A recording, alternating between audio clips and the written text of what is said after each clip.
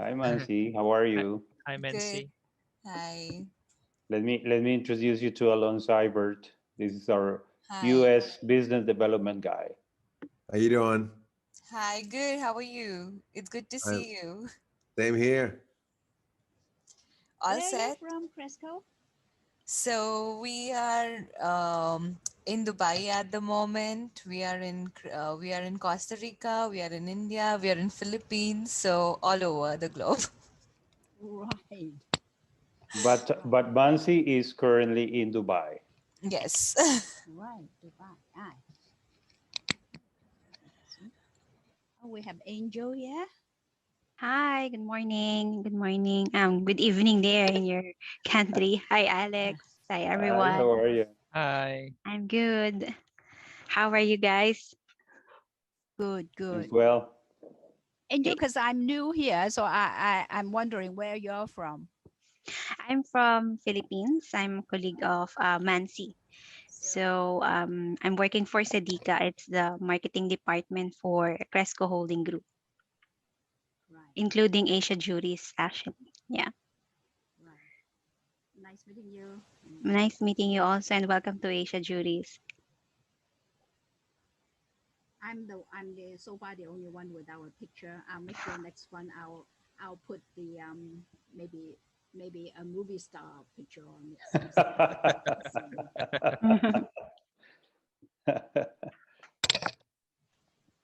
So how are things in Hong Kong? I mean, I've been there a couple of times. It's an amazing city.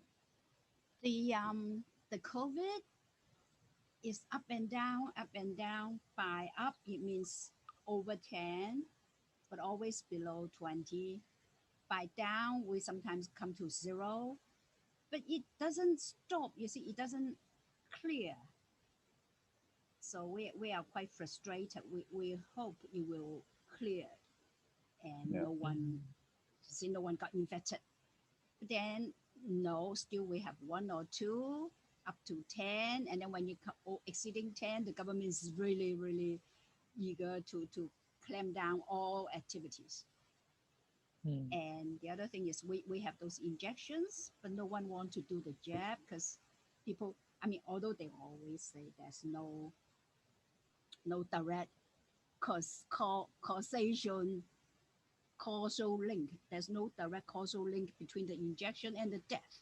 However, you can see people are dying from getting the jab. So people are hesitant. Everybody is trying to delay and wait and see how it goes. So we have what we have. What are the vaccines that we have? We have Sinovac. The other Mhm. one is called. We have another choice. What was the name? I can't remember. Oh, Beyond Tech. AstraZeneca? Oh, okay. Different one. Yeah, we have another vaccine called Beyond Tech. So there's only 2 choice. That no third choice. So everybody is wait and see, wait and see. I could say that is same here in Bangkok. Yeah, Everybody is waiting and see. I think so far hesitating. it's less than 1% got injected. Ah, yeah. In Hong Kong, we've got about 10 because everybody is dying to go out and say, oh, when can we go to Bangkok? When can we go to Singapore? When can we go to wherever the place allows us to go? But you see, you need a vaccine passport, something like that. Yeah, it was good before March. Very good. Right. Not really, sorry. Have to go back to December last year. And then the second wave in December, and now third wave in March, the end of March. So yeah, in December is still 100 cases, but now it's 1,000 already. So it's quite bad nowadays. We were like in Hong Kong back before December, less than 10 cases. And now the government is very afraid of shutting down businesses because they will get complaints here and then. But when they do not take measures, then the spread goes everywhere. they ask for collaboration, but I mean, if if you don't enforce it, who wants to collaborate anyway? So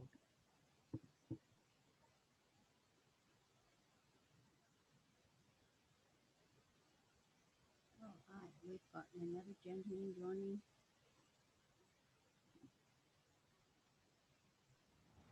Hello, Ali. Hi everyone. We'll take another 5 minutes and we'll start the webinar shortly. All right. Sure.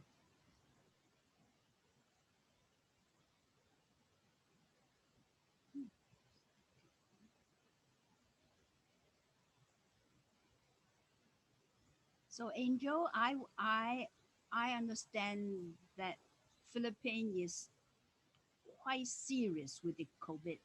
Is it not? Yes, actually, but we haven't get enough vaccines at the moment. We are still also in queue, especially for Pfizer vaccine, because what we have in the Philippines is the Sinovac and Yeah. AstraZeneca. But yeah, we are still waiting for the Pfizer, and we're still on the queue to get it. So hopefully we can get it as soon as possible.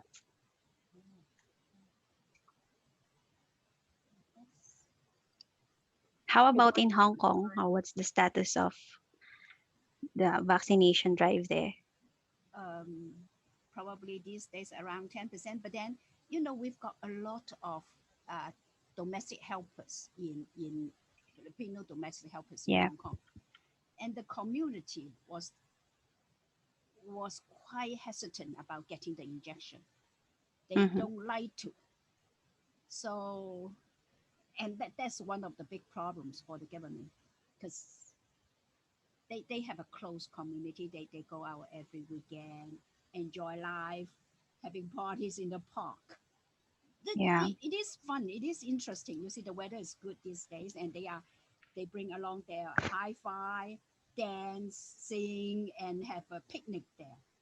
And we enjoy. I mean, we enjoy seeing them enjoying themselves. I mean, we are really quite happy sight. But then they don't inject.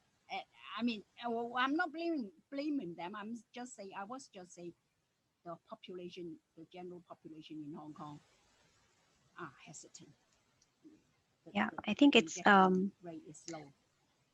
it's the same for other country also. There's still, I mean, the community is trying to, to act normal, to get back to how they used to be. But I think we are lucky here in Dubai, because in Dubai we can go to the mall without, with protocol, with protocols in mind. But then the restaurants are still open, the cinema is open. So Cinema is open.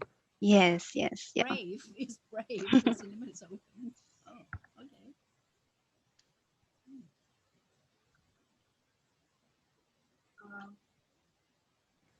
Hi everyone. Good morning, good afternoon, and good evening. Welcome to the first Asiajuris webinar of 2021. Today's topic is the transformation of legal industry and its effect on travel in the new normal. Before we begin the webinar, I request all the participants to keep their mics on mute. And if you have any questions related to the webinar, you can drop them in the chat box, which is available at the bottom of the screen to my colleague Angelica. In today's topic, we will discuss the pressing issues that include legal assistance, mainly on advising and consultation related to immigration issues, visa problems, quarantine issues, traffic infractions, minor violations, criminal incidents, and initial representation in litigation. For today's webinar, we have the honor of inviting Mr. Alex Thompson, founder and CEO of Legaroo, along with Mr. Alan Zybert, Business Development Director of Legaroo. May I now hand over to Mr. Alex Thompson and Mr. Alan Zybert to start with their insightful presentation. Welcome, Alex. Welcome, Alan. Thank you, Mansi. Thank you. Great to Good be here. And good morning to all of you. Alon is currently in Atlanta in the US, and I'm in San Jose, Costa Rica. Hi, everybody. Alex, shall we start? Let's go. Let's go. Hi, everybody's amazing. Always amazing to see all these people from different places around the world. So if you have a camera and you're willing, go ahead and turn it on. So we'll make it a little bit more personal. We already met a few people. As Alex said, I'm in Atlanta, Georgia. So for me, it's 1:35 a.m. I think of Thursday. I think it's Thursday. So Yes. thank you, everybody, wherever you're connecting from. We thought that it will make a little bit more sense and a little bit more interesting if instead of just doing a presentation, I will interview Alex and asking the important questions around the topic that we are discussing today. Alex, how about we start, I know the general topic today, and I'm going to ask, by the way, everybody, like it was mentioned earlier, if you have any questions, comments, feel free to send them in the chat. We will address all of them. And we can make it conversational as well, so it's more interesting. But we are talking about the transformation of the legal industry and the effect of the travel industry with COVID. So, they call it travel in the new normal. Everybody call it the new normal. So, Alex, how about we start with kind of the main effects, if you may, of COVID on the legal markets? Okay. And, as it says here, international borders got closed in 2020, and they're still closed in 2021, just like we heard from a lot of people here as we were getting ready. So could you take us through these top 3 elements or effects of COVID on the legal markets, please? So we have to go back to what happened basically a little bit more than a year ago. From one day to the next, almost every country in the world shut its borders, and that created basically a chaos. Dozens of millions of travelers got stranded around the world for legal reasons and not for health reasons. So from one day to the next, you were in another country, and you didn't have the possibility or capability to travel back to your home. So this, of course, we were dealing with an environment that just was chaos. So what happened was that governments started from one day to the next to kind of understanding what was going on, and that and created a lot of regulation. First curfews, forced quarantines, close of borders, prohibitions of transit in some countries, and so on. But for us lawyers, that also meant a very important hit, for our business, for our practices. So immediately what happened was that in most of the countries, our offices were forced to be closed, or were forced to have limited hours of operations. And that also meant that thousands and millions of in-person meetings in each particular country were immediately canceled, because no one kind of knew what was going on. In relation to that, immediately we have to understand, as we all probably in our different countries faced and experienced, that administrative and judicial venues were closed as well. And that also created an important effect for our practices. So again, it was a time where for a few, the first 3 months probably of the COVID pandemic, our legal services as lawyers were importantly hit without being able to respond. So what i- immediately happened was that we took over the advantage of technology, and we got used to do, you know, remote meetings in order to be able to proceed and continue with our practices.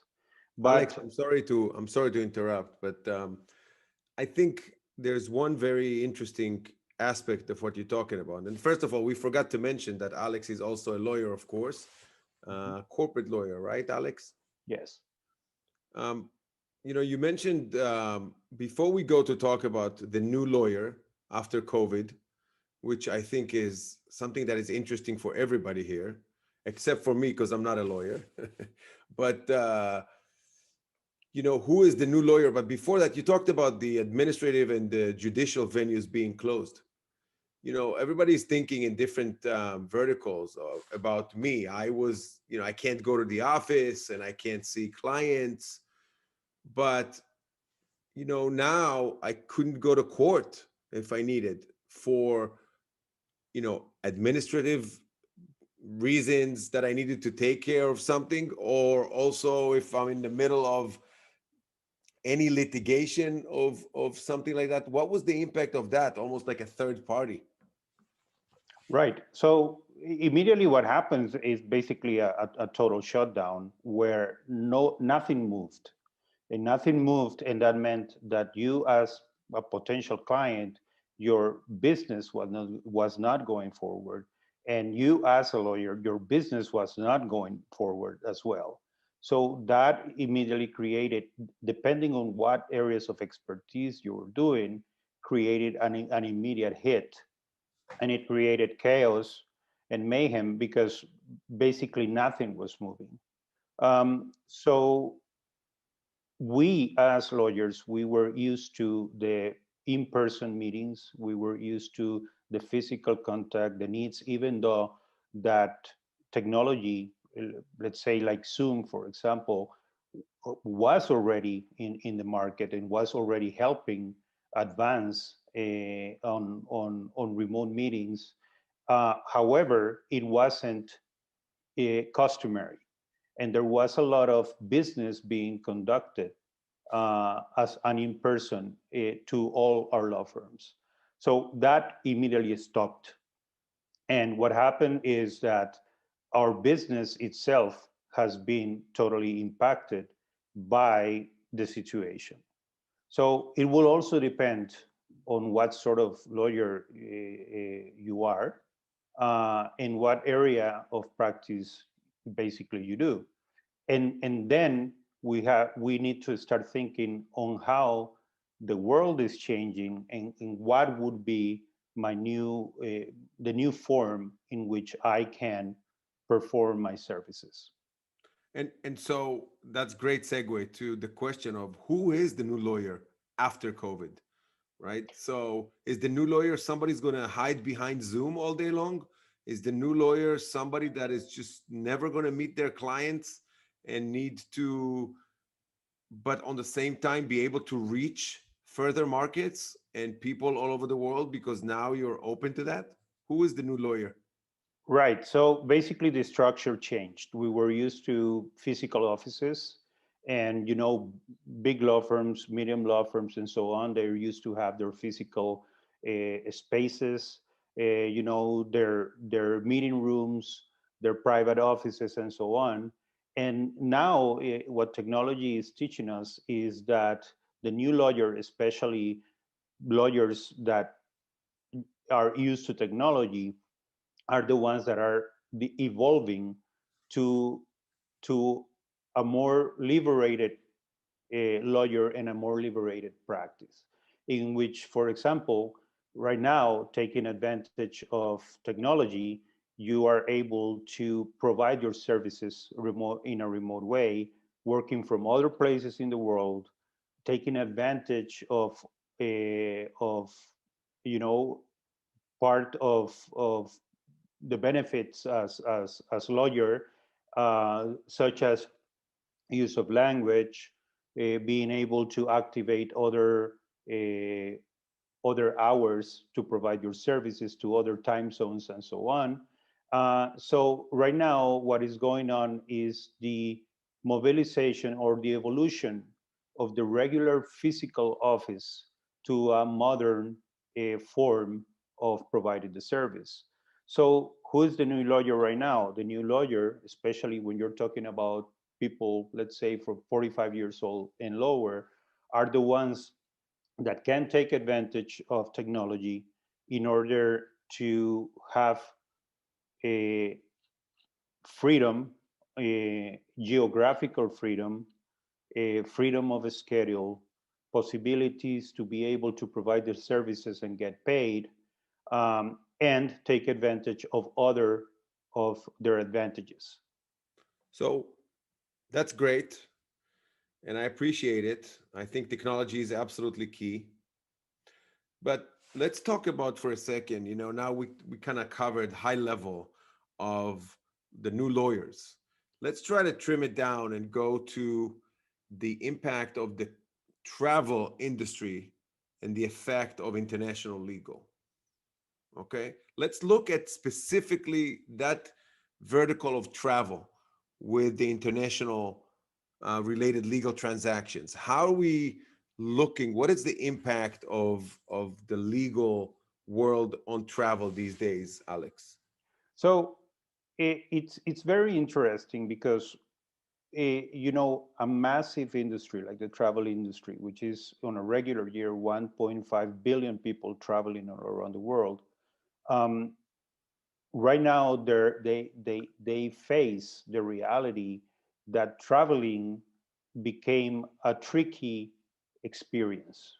And a tricky experience because you could have been the most responsible traveler in the world, but eventually you will travel with a medical insurance, and that was it.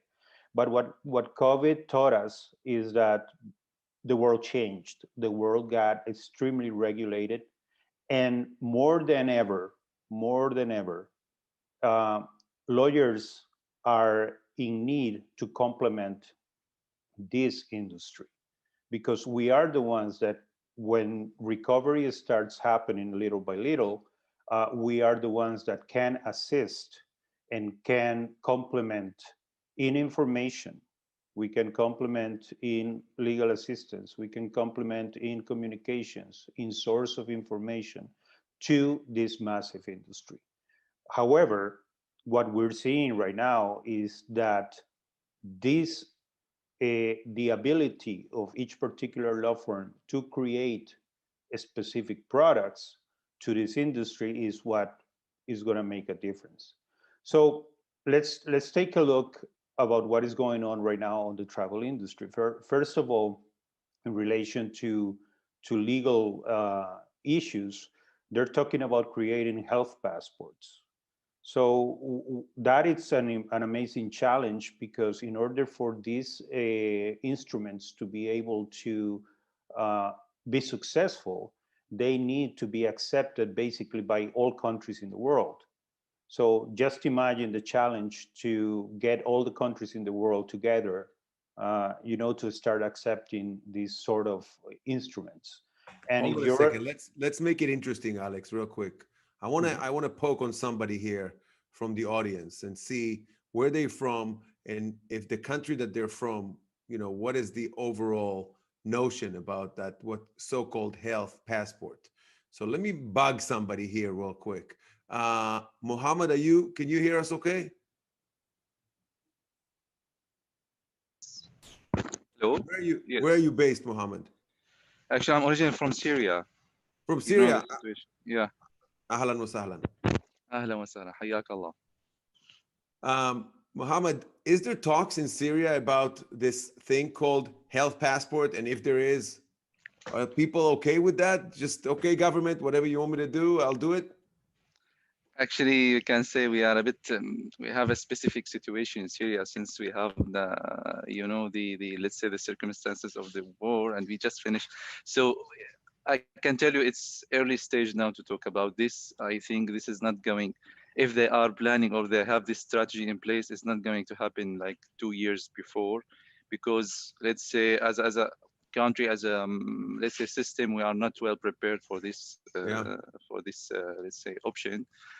But the only, let's say, hopes that we have now only for the vaccines to be spread more between the people, to be like at least now the vaccinated people, they can travel. I can Yeah. tell you this is the only promise that we have it in place. Otherwise, there is no talk at all about the health passport or any this kind of stuff. Well, see, so one Yeah. country already very early. Thank you, Mohammed. I appreciate it. Let's do one more. Angel, where are you based? I'm from Philippines, but I'm here in UAE. Okay. So yeah, I've heard from the news that in the near future, here in UAE, they're gonna start. I mean, accepting those. I mean, provide passport for those who got vaccinated to ease the travel, and I think it's also one of the reasons to separate those unvaccinated people from the ones. So I think because of the um, um, rapid action of the government here, I think it will be happening anytime soon. Okay. Thank you very much, Alex. A very, quick, small, but sample. But we know that it's going to be huge challenge for, you know, many countries to be able to accept, standardize something like this health And passport. Alan, if you don't mind, Navin here. Can I jump in? Yes. Go ahead. Hi, how are you? I'm doing good, thank you. Hi. See, the problem here, vaccine passports or whatever health passport. The problem here is that there are only WHO has recognized only two, three vaccines. In the UAE, if you take, we have been vaccinated with the Sinopharm, which is a Chinese vaccine. Uh-huh. It is not in the WHO list yet, and European Union Health Administration (EHA) has clearly said that they will allow only people vaccinated with the EHA recognized vaccines. Hmm. Mhm. Yeah, So then what will be the position? We don't know. It's a early vaccine passports are going to be. Denmark is planning. Maybe they come up by June. That's what they're saying. Even UK is also saying the same yeah, thing. By June they'll can have some vaccine yeah. passports or health passports. But the problem is that whether these vaccines, which are not recognized in those countries, will be Right. accepted as the vaccines, Yeah. proper vaccines to go to those countries. Yeah, absolutely. It just adds another complication to the whole thing, not just legally, morally as well, but here we're focusing on the legal aspect. Thank you, So, Naveen. Alex, in order to have health passports accepted internationally, just imagine the challenge that all countries come together and, like Naveen explained, what are the vaccines that are accepted and what is the legalities involved in if, to do that. So you know, we kind of think that this is a huge challenge right now. So basically, recovery in the travel industry is going to start happening little by little, um, and not necessarily all countries are going to be agreeing in what would be, a standard form of health, depending on the regulations.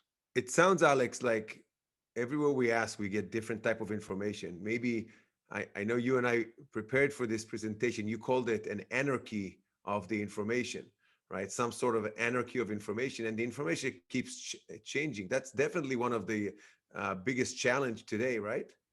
Oh, absolutely. So basically, what is going on right now is that who do you trust? The environment, the legal environment right now is changing every day, Alex, you every can week. trust me. You can trust me all the time. Anytime, Yeah. just trust me. Of course, I trust you. And the problem here is when you are in Atlanta and you know the environment, that is perfect. But when you travel, let's say to another country, let's say to the UAE, these are different set of rules, which is okay. I mean, every country is different. But who do you trust to provide the right information? And this is where we as lawyers, we have an opportunity, our law firms have an opportunity to really have an impact and complement the travel industry. I'm going to go back. How, Alex? What is our opportunity? Well, the opportunity is that we are a center in a source of trustworthy information. And in a world that it's completely a chaos in information, and particularly a specialist in misinformation, you have to, you need to trust the source. So what we're trying to do, for example, in Legaroo, is providing trusted information by having, 100% trust within the source of the information, which is our affiliated law firms throughout the world. They will provide with updated, trustworthy information, and from there we can complement the travel industry. So for those who don't really know Legaroo very well, in very short, I know you have over 70 partners, affiliated partners, law firms around the world that provide legal assistance and support locally in a global manner for travelers anywhere they go, which is amazing, Alex, by the way. But and now especially when it comes back and people start traveling, and um, tell us more about this, Alex, and how can anybody here who's listening, can help themselves in a way to become part of this new world, new lawyer.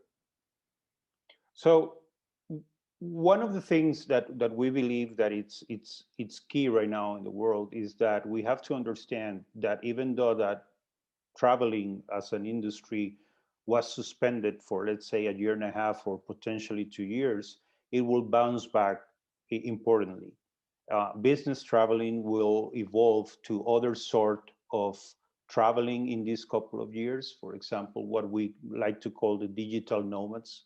And some countries are starting to prepare to provide, advantages and benefits for these digital nomads to go and live for a while in these particular countries with the intention to collaborate with the economy and so on.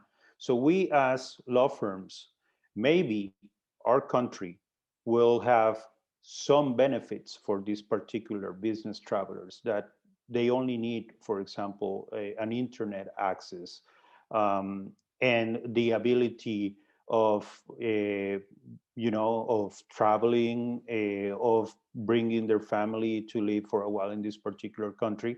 So again, what we see right now is the possibility of creating an, an a new set of legal products in benefits of the law firms, because what they need is, trusted, a trusted source, a, a capable law firm that can provide the services, but also a law firm that it's hooked into, let's say, technology and a network that eventually can provide these services. So first of all, we as lawyers, and as a law firm, we have to self-analyze what are our areas of expertise, within the modern and innovative scope of what is going on. What of these areas we can transition to products, and how these products can be delivered in an innovative way to the potential clients. So this is what we're trying to do in Legaroo. What we're trying to do in Legaroo is to create products that will benefit the law firms, but will complement a massive industry in waiting of recovery and bouncing back. I think it's you said something that really caught my mind, which is be the trusted advisor, be the trusted support, because we started with who do you trust. So becoming that trusted advisor for the traveler, I think, is key. So you created with Legaroo a global network, global support, but you took it to another level, which is created some sort of a global legal marketplace, Alex. Yes. So, well, what Legaroo right now is what we try to do is a marketplace where law firms will provide a series of services in the form of products. So we started by, you know, by believing that the information, you know, just the information was extremely important for the travel industry. But then we realized that the next step was that this massive number of people traveling around the world would eventually need legal advice in time of urgency. So we created Legal Assist. Some of, you know, we already have, like you mentioned, 70 countries participating in the Legal Assist product. And that means that when a traveler um, purchases a plan of a legal assist, if he or she has experiences an urgent and unforeseen legal event in a country of destination, then they will have their trusted lawyers, basically a retained lawyer in the So country of destination. let's take a quick scenario. I know we have I think Ikapat here is from Thailand. So let's say Ikapat. Hi Ikapat. How are you? Good. You're in Thailand, right? Yes. So let's say Ikapat here wants to fly to visit his friend in Dubai. Okay. And he goes to Legaroo, to the website, and purchases the Legaroo Legal Assist. But also, once he does that, he gets some sort of a place where he can see different scenarios, learn different legal related things about Dubai. And then what happens when he comes to Dubai and I don't know, he wants something legal related? Tell us practically what happens for Ikapat now, who got legal assist on his way to Dubai. So let's say that eventually himself as a traveler can encounter legal issues. So he will have, you know, his trusted retained lawyer in Dubai by paying a small fee. And of course, that trusted party can also become a trusted party in other ways. So for example, the Legal Assist is a product that will cover urgent and unforeseen legal events. So for example, Ikepat, you know, rented a car and he has a minor crash. How does he fixes that? So he immediately communicates with the UAE law firm from Legaroo in Dubai. So they help him immediately. But let's say that also because of having Legaroo Assist, he falls in love with an apartment in the Palm, and he has the money to purchase it. So he also has a routing to that particular law firm who can help him to have that real estate transaction as well. Um, so we have also created a third product, which is kind of interesting. It's named Legaroo Meets, and what Legaroo Meets does is that it's basically finding a lawyer in a particular destination per area of practice. Then you can schedule a meeting, you can have a remote meeting like we do in Zoom right now.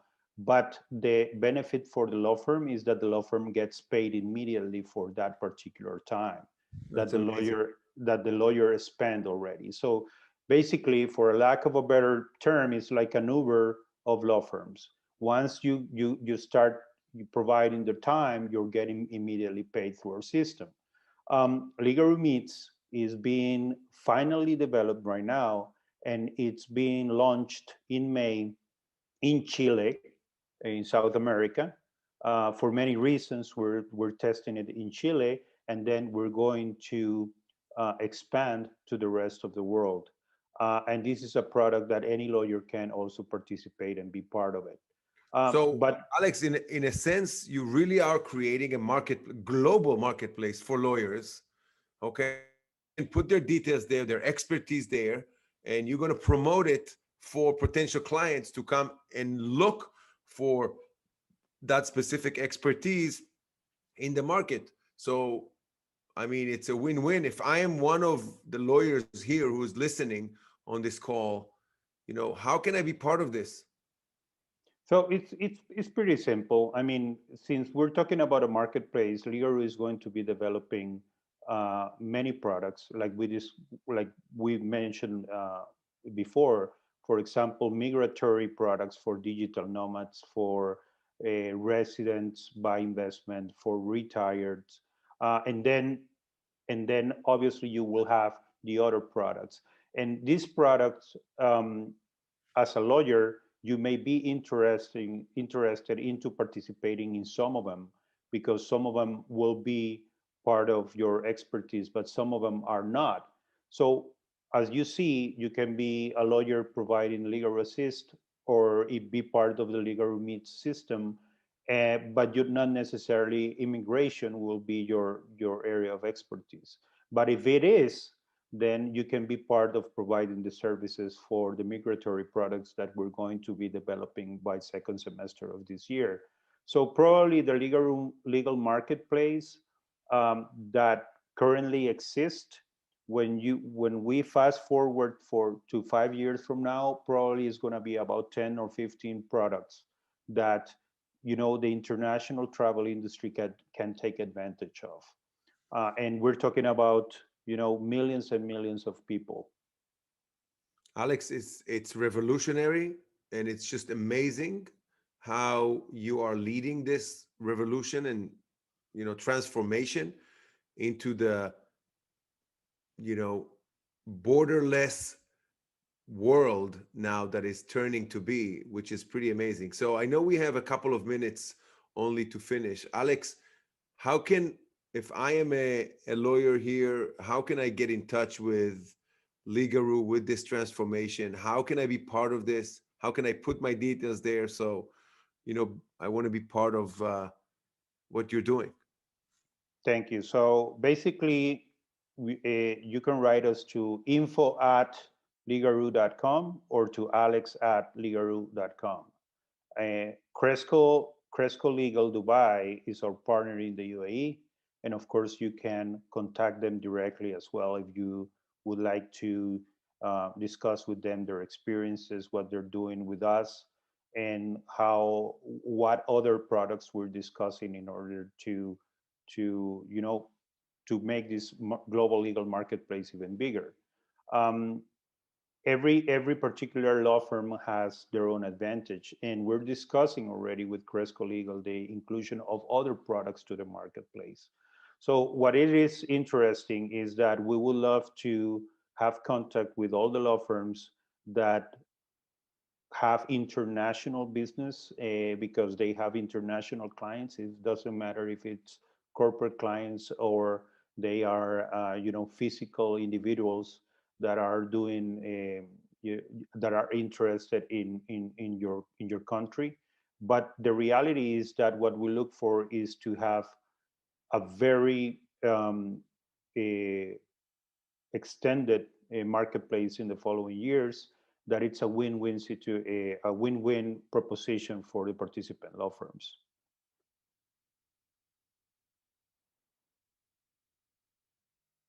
Sorry, Alan, you're muted.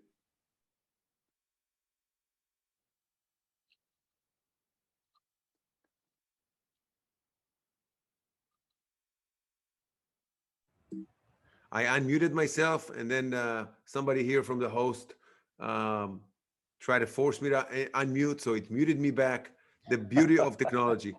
It's okay.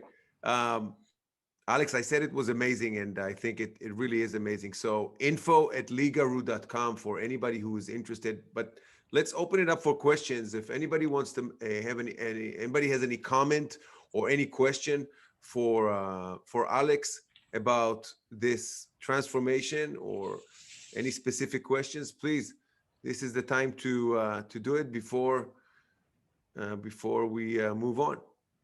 So feel free to either unmute yourself or send us a note via chat. May I, since the first time, I'm Christine Koo from Hong Kong.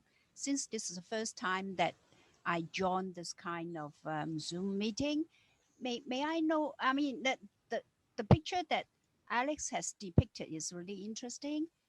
May I know what's involved in individual law firms joining it, like an annual due, or and if so, how much is that? So the beauty of what Legaroo is that we don't charge any fees to the law firms to join.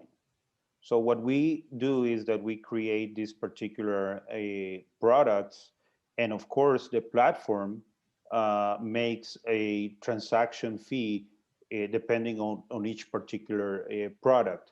But we don't charge any, as of today, we don't charge any dues to join. Yeah. Christine, think of it like Alex said, like Uber. If you want to become an Uber driver, you don't pay fees, except Uber is putting you together with your customers and just collect a small fee, small commission in the transaction. Okay, so basically there's no cost for you as a lawyer. Does that make sense?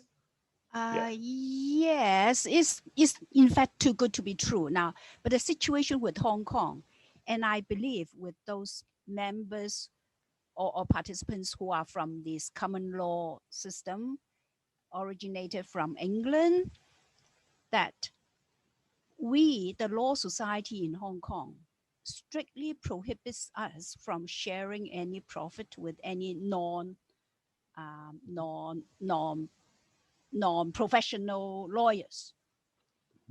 So what happened, Christine, is that Legaroo doesn't share any commission with you. Basically, what we have created is a system that, depending that each particular product that it's allocated, there's a transaction fee for the use of the platform, but we don't charge any particular percentage. So every product is different, and this is why this is a marketplace. So when we're talking about Legaroo Assist, it's a total different proposition than the one that Legaroo Meets is, and that the one that, for example, will be with the migratory products. So this is where we get all the providers of the services, and they, depending on their own regulations, of course, it will be analyzed if they can participate into the marketplace. Right. I certainly look forward to receiving some detailed information in that regard. Now, the whole idea is really good, or in the sense we are interested to join, and to allow us more access to the international clients. Just that the thing of how to, we don't mind really to share the fee as well. So it's just that we need to get through the law society regulation, i.e., I just quote you a simple example. Yep. I mean, people buy and sell properties in Hong Kong very vigorously these days. Yes. And they offer commissions to the lawyers. Say, tell us which of your client wants to sell. I'm the estate agent, and I can share my commission with you. Or we are prohibited from getting that. And So- if we want to get a, say, property transaction work from the estate agent, we are prohibited from paying the estate agent the fee that we obtain from the client. So both ways, we are pretty, so to speak, highly regulated by the Law Society.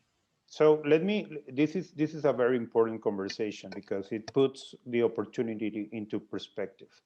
So to give you an example, our product on Legal Assist, which is basically legal assistance for travelers in case they run into an issue. The frequency of having a legal issue in another country is very, very low. You know, it's easier for you to have a medical issue than a legal issue.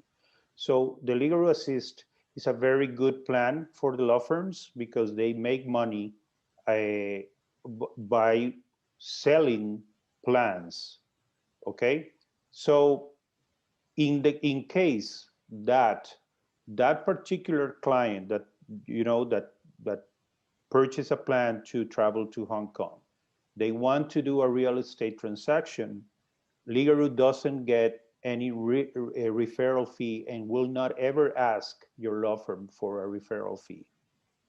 Basically because that is not our business. Our business is the Legal Assist product, is the MITS product, is the digital nomad product, and so on. These are products that we're developing directly, and whatever other benefits that the law firms get because of being part of Legaroo and being part of this international platform, these are benefits that the law firm gets without have to pay any referral fee to Legaroo. So that, again, that means that if you travel to Greece and you want to purchase an apartment and you ask Legaroo for who is the law firm that can handle that, we will provide you as a traveler with who is our law firm, but that will be a deal that the law firm will take advantage of. What Legaroo does as a platform is developing some products that we believe are needed to complement the travel industry, which is massive. But there are other benefits to be part of the platform. For example, you'll be able to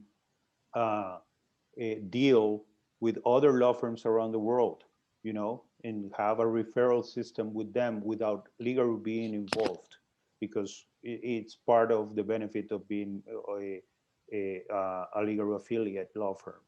But what we do is, as a platform, is that we develop certain products that are catered to solve current needs of the travel industry or the international industry in general. Right. Right. Excellent. Thank Again, at legaroo.com. Feel free to send an email so we can follow up with you and you know, get a separate call for more details. Yes. Of course. Anyone else?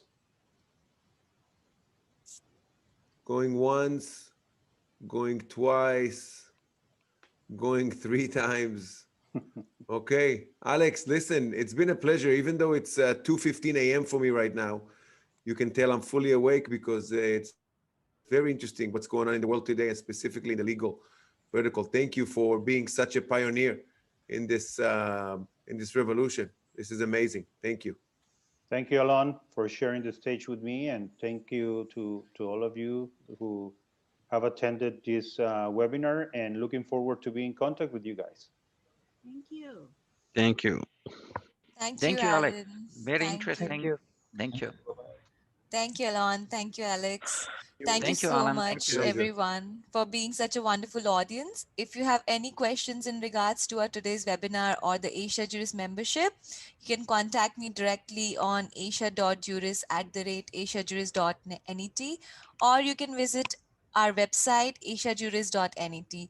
Before we sign off for the day, I would like to inform that we have another webinar coming up on 1st of June 2021 on arbitration and dispute resolution. The details for the same will be out soon. Until then, stay safe and stay healthy. Thank you so much once again, everyone. Thank you, guys. Goodbye.